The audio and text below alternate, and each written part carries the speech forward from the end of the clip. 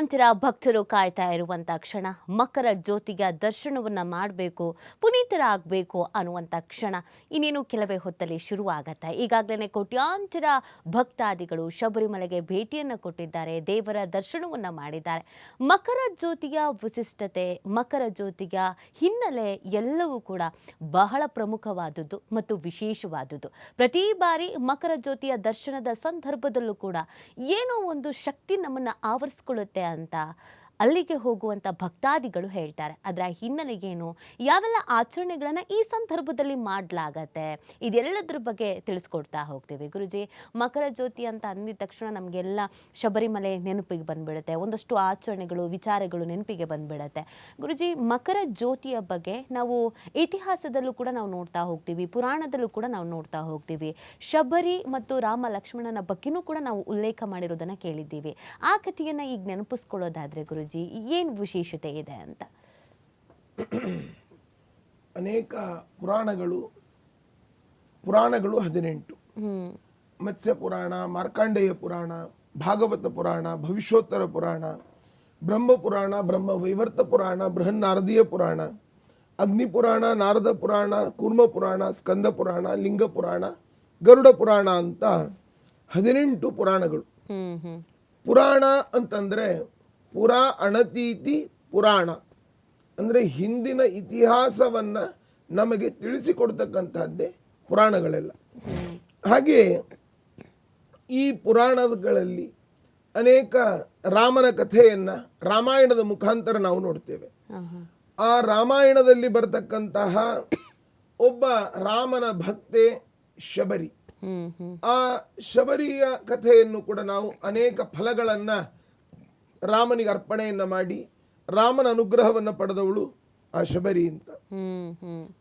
ಈಗ ಬೇರೆ ಬೇರೆ ಪುರಾಣಗಳಲ್ಲಿ ನಾವು ನೋಡಿದಾಗ ಆ ಪುರಾಣಗಳಲ್ಲಿ ಈ ರೀತಿಯಾದ ಇತಿಹಾಸಗಳನ್ನ ನಾವು ಕಾಣ್ತೇವೆ. ಶಾಸ್ತ ಅಂತ ಒಂದು ಪುರಾಣದಲ್ಲಿ ಅಯ್ಯಪ್ಪನನ್ನ ನಾವು ಕಾಣ್ತೇವೆ. ಇನ್ನು ಕೆಲವು ಕಡೆಯಲ್ಲಿ ಅವನು ಹರಿಹರ ಪುತ್ರ ಅಂತ ಅನೇಕ ಕಡೆಗಳಲ್ಲಿ ಬೇರೆ ಬೇರೆ ಪುರಾಣಗಳಲ್ಲಿ ಹರಿಹರ ಪುತ್ರ ಅಂತನೂ ಕೂಡ ಉಲ್ಲೇಖ ಮಾಡಲಾಗ್ತದೆ. ಅಂದರೆ ನಾವು ಹರಿಹರ ಪುತ್ರ ಅಂತ ಬೇರೆ ಬೇರೆ ಪುರಾಣಗಳಲ್ಲಿ ತಿಳಿಸ್ತಾರೆ. ಇನ್ನು ಕೆಲವು ಪುರಾಣಗಳಲ್ಲಿ ಈ ರೀತಿಯಾದ ಇತಿಹಾಸವನ್ನು ತಿಳಿಸ್ತಾರೆ. ಒಟ್ಟಿನಲ್ಲಿ ಆ ಪುರಾಣಗಳಲ್ಲಿ ಬೇರೆ ಬೇರೆ ಪುರಾಣಗಳಲ್ಲಿ ಬೇರೆ ಬೇರೆ ಉಲ್ಲೇಖಗಳನ್ನು ನಾವು ನೋಡ್ತೇವೆ. ಆದರೆ ಈಗ ನಾವು ಇಲ್ಲಿ ಪ್ರೆಸೆಂಟ್ ಕಾಣ್ತಾ ಇರತಕ್ಕಂತಹದ್ದು ಶಬರಿಯ ಮಲೈ ಅಂತ ಹೇಳಿದರೆ ಬೆಟ್ಟ ಅಂತ ಅರ್ಥ. ಅಲ್ಲಿ ಶಬರೀಶ ಅಂತನೂ ಕೂಡ ಇವರನ್ನ ಕರೀತಾರೆ. ಅದರಲ್ಲಿ ಅಯ್ಯಪ್ಪನ ಭಕ್ತರು 48 ದಿವಸಗಳ ಕಾಲ ವಿಶೇಷವಾದ ಆಚರಣೆಯನ್ನು ಮಾಡೋದು ಕೂಡ ನಮಗೀಗೆಲ್ಲ ಕಾಣಿಸ್ತಾ ಇದೆ. ಇದರಲ್ಲಿ ಒಂದು ಅನುಷ್ಠಾನ, ಒಂದು ದೇವತೆ ಒಲಿಬೇಕಾದ್ರೆ ಶಾಸ್ತ ಅಂತ ಹೇಳಿದರೆ ಅಯ್ಯಪ್ಪ ಅಂತ ಅಂದ್ರೆ ಗಣಗಳಿದೆ. ದೇವತೆಗಳಲ್ಲಿ ದೇವಗಣ, ಋಷಿಗಣ, ಗಂಧರ್ವಗಣ ಅಂತ ಅನೇಕ ಗಣಗಳಿದೆ. ಆ ಗಣಗಳಲ್ಲಿ ಬರತಕ್ಕಂತಹ ಶಾಸ್ತ ಅನ್ನುವಂತಹ ಆ ದೇವತೆಯನ್ನ ಈಗ ಅಯ್ಯಪ್ಪ ಅಂತ ಅನೇಕರು ಉಪಾಸನೆಯನ್ನ ಮಾಡ್ತಾ ಇದ್ದಾರೆ.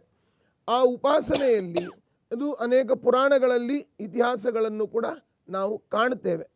ಆದರೆ ಇಲ್ಲಿ ಪ್ರಧಾನವಾಗಿ ನಾವು ನೋಡಬೇಕಾಗಿರ್ತಕ್ಕಂತಹ ಒಂದು ಉದ್ದೇಶ, ಇಲ್ಲಿರಬೇಕಾದಂತಹ ಒಂದು ನಾವು ಗಮನಿಸಬೇಕಾದ ಅಂಶ ಅಂತ ಹೇಳಿದರೆ, ಇಲ್ಲಿ ಕಾಣುವಂತಹದ್ದು ನಮಗೆ ಆ ಆಚರಣೆಗಳು.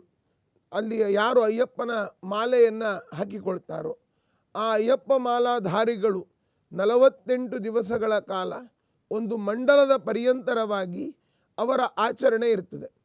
ಆ ಆಚರಣೆಯಲ್ಲಿ ಪ್ರತಿನಿತ್ಯದಲ್ಲಿಯೂ ಕೂಡ ಸೂರ್ಯೋದಯದ ಮುನ್ನ ಭಾರೀ ಕೊರೆಯುವಂತಹ ಚಳಿ, ಆ ಚಳಿಯಲ್ಲಿ ಸ್ನಾನವನ್ನು ಮಾಡಬೇಕು. ಆಮೇಲೆ ಭಸ್ಮಧಾರಣೆಯನ್ನು ಮಾಡ್ತಾರೆ. ಆಮೇಲೆ ದೀಕ್ಷಾ ವಸ್ತ್ರಗಳು ಅಂತ ಉಟ್ಕೊಳ್ತಾರೆ. ಕೆಲವರು ಆರಂಭದಲ್ಲಿ ಮಾಲೆಯನ್ನು ಹಾಕಿದಂತಹ ವ್ಯಕ್ತಿಗಳು ಕಪ್ಪು ಬಟ್ಟೆಯನ್ನು ಧರಿಸೋದು. ಆಮೇಲೆ ಅವರು 18 ವರ್ಷ ಆದಮೇಲೆ ಅವರನ್ನೇ ಗುರುಸ್ವಾಮಿಗಳು ಅಂತ ಮಾಡ್ತಾರೆ. ಆಮೇಲೆ ಅವರು ಇನ್ನೊಬ್ಬರಿಗೆ ದೀಕ್ಷೆಯನ್ನು ಕೊಡಲಿಕ್ಕೆ ಬರ್ತದೆ ಅಂತ. ಹಾಗೆ 18 ವರ್ಷ ಅಲ್ಲಿಗೆ ಕಂಟಿನ್ಯೂ ಆಗಿ ಹೋಗಿ ಬರ್ತಕ್ಕಂತಹದ್ದು ನೋಡಿ. ಆ ಶಾಸ್ತ ಅಯ್ಯಪ್ಪನ ಮೇಲೆ ನಂಬಿಕೆಯನ್ನು ಇಟ್ಟು ಮಾಡುವಂತಹ ಒಂದು ಆಚರಣೆಯ ಫಲ ನಮಗೆ ಯಾರ್ಯಾರು ಏನೇನು ಅಂದುಕೊಂಡಿದ್ದಾರೋ ಅವರೆಲ್ಲರಿಗೂ ಕೂಡ ಫಲಗಳು ಸಿಕ್ಕಿದೆ. ಉದಾಹರಣೆಗೆ ಅನೇಕ ಚಲನಚಿತ್ರ ನಟರು ಕೂಡ ಅಲ್ಲಿಗೆ ಹೋಗ್ತಾರೆ. ಅಲ್ಲಿ ಯಾವುದೇ ಅಂದರೆ ಭಕ್ತಿಗೆ ಭೇದ ಭಾವ ಅಂತನ್ನೋದಿಲ್ಲ. ಅಲ್ಲಿ ಕಾಣಿಸೋದು ಒಂದೇ, ಯಾರಲ್ಲೂ ಮೇಲು ಕೀಳು ಅಂತನ್ನುವಂತಹದ್ದಿಲ್ಲ.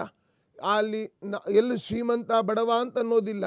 ಎಲ್ಲರೂ ಒಂದೇ ಸಮವಸ್ತ್ರವನ್ನು ಧರಿಸೋದು, ಒಂದೇ ಕೂಗು ಅಯ್ಯಪ್ಪ ಅಂತ ಅನ್ನುವಂತಹ ಒಂದೇ ಕೂಗು ಎಲ್ಲರ ಕಂಠದಿಂದಲೂ ಕೂಡ ಹೊರಗಡೆ ಬರ್ತಾ ಇರ್ತದೆ. ಆ ಭಕ್ತಿ ಭಾವ ಅಲ್ಲಿರ್ತದೆ. ಆ ಪ್ರತಿನಿತ್ಯದಲ್ಲಿ ಸ್ನಾನವನ್ನು ಮಾಡಿ ಅವರು ದೇವಾಲಯಗಳಿಗೆ ಹೋಗಿ ತೀರ್ಥಕ್ಷೇತ್ರಗಳಲ್ಲಿ ಅವಗಾಹನ ಸ್ನಾನ ಮುಳುಗಿ ಸ್ನಾನವನ್ನು ಮಾಡಿ ಅಲ್ಲಿ ವಿಶೇಷವಾದಂತಹ ಅಯ್ಯಪ್ಪನಿಗೆ ಪೂಜೆಯನ್ನು ಸಲ್ಲಿಸೋದು. ಅದಾದ ಮೇಲೆ ನೈವೇದ್ಯವನ್ನು ಹೂವಿನ ಅಲಂಕಾರಗಳನ್ನು ಚೆನ್ನಾಗಿ ಮಾಡೋದು, ಅರ್ಚನೆಯನ್ನು ಮಾಡೋದು, ಕರ್ಪೂರದ ಆರತಿಗಳನ್ನು ಬೆಳಗೋದು. ಆಮೇಲೆ ಇನ್ನೊಬ್ಬರು ಮಾಡಿದ ಅಡಿಗೆಯನ್ನು ಅವರು ಸ್ವೀಕಾರ ಮಾಡಲಿಕ್ಕಿಲ್ಲ, ಅವರೇ ಅಡಿಗೆಯನ್ನು ಮಾಡಿಕೊಂಡು ವ್ರತದಲ್ಲಿ ಇರತಕ್ಕಂಥದ್ದು. ಇನ್ನೊಂದು ಪ್ರತಿಯೊಬ್ಬ ವ್ಯಕ್ತಿಗಳ ಒಳಗೂ ವಸ್ತುಗಳ ಒಳಗೂ ಕೂಡ ಆ ಅಯ್ಯಪ್ಪನನ್ನು ಕಾಣುವಂಥದ್ದು. ಅದು ವಿಶೇಷವಾಗಿ ಅಂದರೆ ಎಲ್ಲ ಕಡೆಯಲ್ಲಿಯೂ ಕೂಡ ಆ ಅಯ್ಯಪ್ಪ ಇದ್ದಾನೆ ಅಂತನ್ನುವಂತಹ ಆ ಒಂದು ಭಾವನೆ, ಸದ್ಭಾವನೆಯನ್ನು ಮೂಡಿಸಿಕೊಳ್ಳೋದು. ಆ ನಂತರದಲ್ಲಿ ಬರೀ ಚಪ್ಪಲಿಯನ್ನು ಕೂಡ ಹಾಕಲಿಕ್ಕಿಲ್ಲ, ಮದ್ಯ ಮಾಂಸಗಳನ್ನು ಸ್ವೀಕಾರ ಮಾಡಲಿಕ್ಕಿಲ್ಲ, ಆನಂತರ ಸ್ತ್ರೀ ಸಂಪರ್ಕವನ್ನು ಮಾಡಲಿಕ್ಕಿಲ್ಲ. ಈ ರೀತಿಯಾದ ದೀಕ್ಷೆ 48 ದಿವಸಗಳ ಕಾಲದ ದೀಕ್ಷೆ. ಆಮೇಲೆ ಅವರ ಗುರುಸ್ವಾಮಿಗಳಿಂದ ಆ ತೆಂಗಿನಕಾಯಿ ಒಳಗಡೆ ತುಪ್ಪವನ್ನು ಹಾಕಿಸ್ಕೊಂಡು ಇರುಮುಡಿ ಅಂತ ಕಟ್ತಾರೆ, ಅದನ್ನು ಕಟ್ಟಿಕೊಂಡು ಆ ಬೆಟ್ಟವನ್ನು ಏರ್ತಕ್ಕಂಥದ್ದು. ಅಲ್ಲಿ ಕೆಲವು ದೂರದ ತನಕ ಮಾತ್ರ ವಾಹನ ಹೋಗ್ತದೆ, ಅಲ್ಲಿಂದ ಕಾಲ್ನಡಿಗೆಯಲ್ಲಿ ಹೋಗಬೇಕು. ಕಲ್ಲಿದೆ, ಮುಳ್ಳಿದೆ. ಯಾವತ್ತು ಯಾತ್ರೆಯನ್ನು ಹೇಗೆ ಮಾಡಬೇಕು ಅಂದರೆ, ಪಾತ್ರರ ಸಂಗಡ ಯಾತ್ರೆಯ ಚರಿಸಿ ವಿಧಾತೃ ಬಿತನ ಗುಣ ಸ್ತೋತ್ರಗಳ ಅಂತ ಆ ಸತ್ಪಾತ್ರರ ಜೊತೆಯಲ್ಲಿ ಆ ಪಾದಯಾತ್ರೆಯನ್ನು ಮಾಡಬೇಕು. ಅಲ್ಲಿ ನೋಡಿ, ಅದು ವಿಶೇಷವಾದಂಥ ಗಮನಿಸಬೇಕು. ನಾವು ಮಾಡಿದ 48 ದಿವಸದ ವ್ರತ ಅದು ಸರಿಯಾಗಿದ್ರೆ ಆ ತುಪ್ಪ ಗಟ್ಟಿಯಾಗಿರ್ತದೆ, ಇಲ್ಲ ಅಂತಂದ್ರೆ ಅದು ನೀರಾಗಿ ಬಿಟ್ಟಿರ್ತದಂತೆ.